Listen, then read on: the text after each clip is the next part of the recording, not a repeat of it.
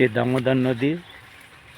নদীর পাশে বাঁশবাগান আছে, আর আমি নদীর মাঝ দিয়ে অঞ্চলে যাচ্ছি। আমি যাব বিজ্ঞানীর একটা ফর্ম ফিল আপ করতে।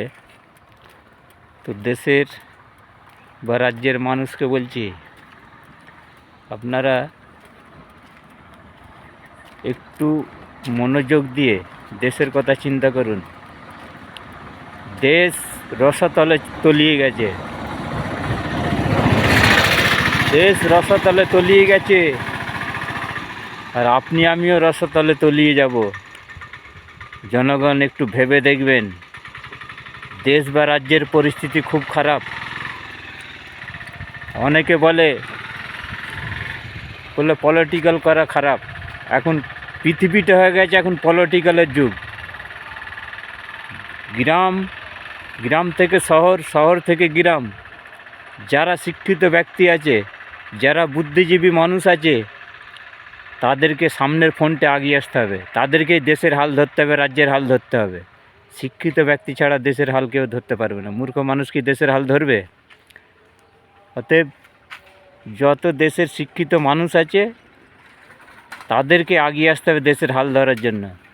দেশকে বাঁচাবার জন্য তাদেরকে এগিয়ে আসতে হবে।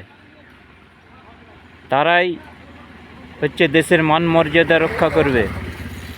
শিক্ষিত ব্যক্তি ছাড়া দেশ চলবে না। মূর্খ দিয়ে যদি দেশ চলতো, তাহলে শিক্ষিত ব্যক্তি প্রধানমন্ত্রী, স্বরাষ্ট্রমন্ত্রী, বিদেশমন্ত্রী, অর্থমন্ত্রী, পরিবহন মন্ত্রী, তাহলে মূর্খ ছেলেরাই হতো। শিক্ষার যে একটা মান আছে, সেই মান এখন অসম্মানের দিকে চলে যাচ্ছে।